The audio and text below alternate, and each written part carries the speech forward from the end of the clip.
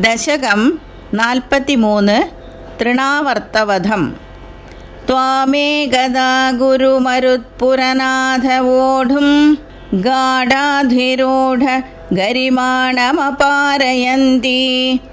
മാതാനിധായ ശയനെ കിമിദം വദേതി ധ്യായന്ത്യചേഷ്ടത ഗൃഹേഷു നിവിഷ്ടശങ്കാ താവദ്വിദൂരമുപകർണിതഘോരഘോഷ വ്യാജൃംഭിപാംസു പടലീ പരിപൂരിതാശഃ വാത്യാവപുഃ സകിലദൈത്യ വരസ്തൃണാവർത്താഖ്യോ ജഹാര ജനമാനസഹാരിണം ത്വാം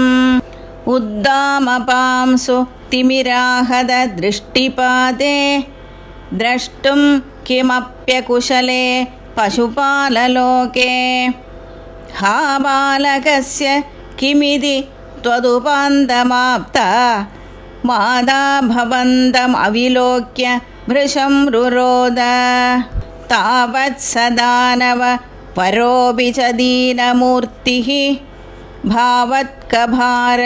പരിധാരണലൂനവേഗഃ സങ്കോചമാവ തദനു ക്ഷതപാംസു ഘോഷേ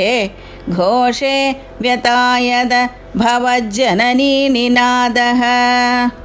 രോദോപകർണനവശാദുപഗമ്യ ഗേഹം ക്രന്ദത്സു നന്ദമുഖഗോപകുലേഷു ദീനഃ ത്വാം ദാനവസ്ത്വഖില മുക്തികരം മുമുക്ഷുഃ ത്വയ്യപ്രമുഞ്ജതി പപാത വിയത്പ്രദേശാത് രോദാകുലാസ്തദനു ഗോപഗണാ ബഹിഷ്ട പാഷാണപൃഷ്ഠഭുവി ദേഹമധിസ്ഥവിഷ്ടം പ്രൈക്ഷന്തഹന്ത നിപതന്തമമുഷ്യവക്ഷസ്യ ക്ഷീണമേവ ച ഭവന്തമലം ഹസന്തം ഗ്രാവപ്രപാത പരിപിഷ്ട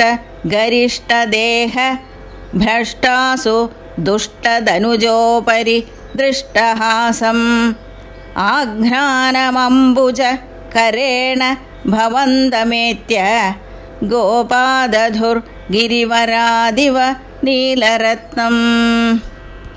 ഏകൈകമാശു പരിഗൃഹ്യ നികാമനന്ദൻ നന്ദാദിഗോപ പരിരബ്ധ വിജുംബിതാംഗം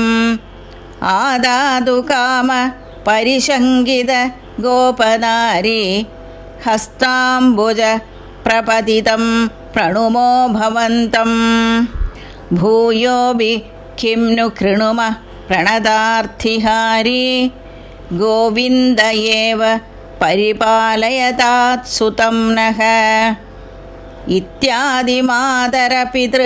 പ്രമുഖൈസ്തദാനീം സംപ്രാർത്ഥിത സ്ത്വദവനായ വിഭോ ത്വമേവ വാദാത്മകം ധനുജമേവ മയി പ്രധൂന്വൻ വാദോദ്ഭവാൻ മമ ഗദാൻ കിമു നോ ധുനോഷി കിം വാ കരോമി പുനരപ്യനിലാലയേശ നിശേഷരോഗശമനം മുഹുരർത്ഥയേ ത്വാം ഗോപികാജീവനസ്മരണം ഗോവിന്ദ ഗോവിന്ദ നാരായണ അഖിലഗുരോ ഭഗവൻ നമസ്തേ.